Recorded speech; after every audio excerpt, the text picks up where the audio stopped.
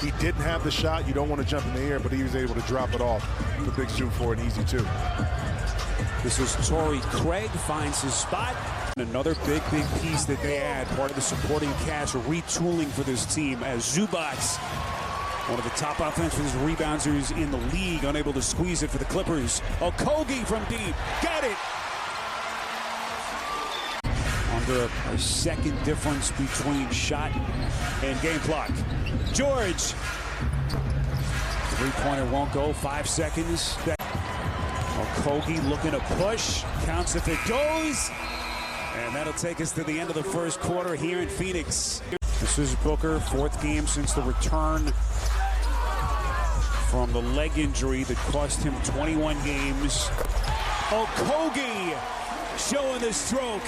And Jimmy, he's got experience playing against, but with 2 ball-dominant players. Of course, his days at Houston with Harden and CP3 as Paul George turns it over. This is Okogie, little Euro step. A little bit of a spurt by the Suns. They've cut it to 4, and then Phoenix, another steal. Unbelievable as the Clippers suddenly get awfully sloppy. A little bit of a spurt by the Suns. They've cut it to 4, and then Phoenix, another steal. Unbelievable as the Clippers suddenly get awfully sloppy. Josh Okogie, cash money.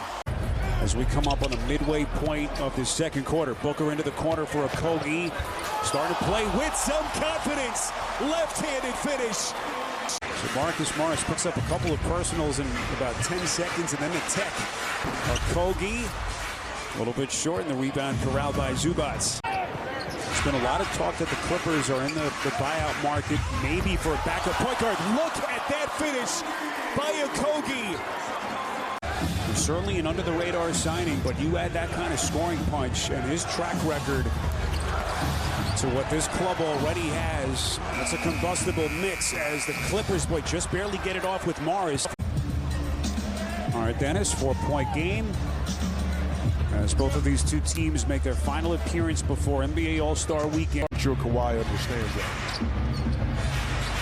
Clippers work it into the corner. That's Morris, a little bit too much. And a 1-point Clippers lead as we rejoin you here. Shot clock down to 3. Clippers defending. Suns have to hurry. Okogie turns it over and then rips it back from PG-13. They get it to Craig. Corner 3. Splash! And a 1-point Clippers lead as we rejoin you here. Shot clock down to 3. Clippers defending. Suns have to hurry. Okogie turns it over and then rips it back from PG-13. They get it to Craig. Corner 3. Splash! Suns have to hurry. Okogie turns it over and then rips it back from PG-13. They get it to Craig. Corner 3. Splash! And Terrence Mann has now scored the last 6 for the Clippers. We're tied at 71. George bumped by Okogie.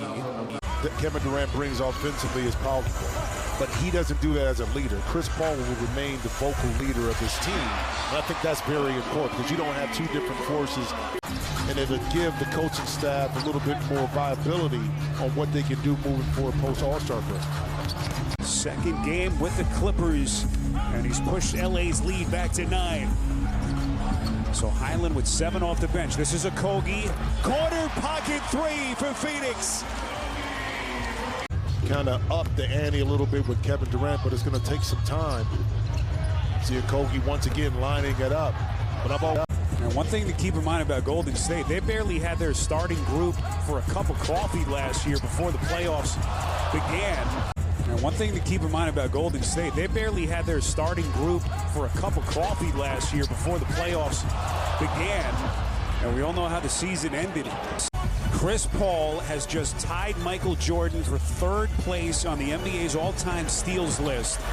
2,514 for the Clippers, really the last couple of years. Tonight, only the 28th time out of 61 games that they have both Leonard and Paul George in the lineup together. Tight defense from Craig, who can certainly D up. Zubats, that's a turnover.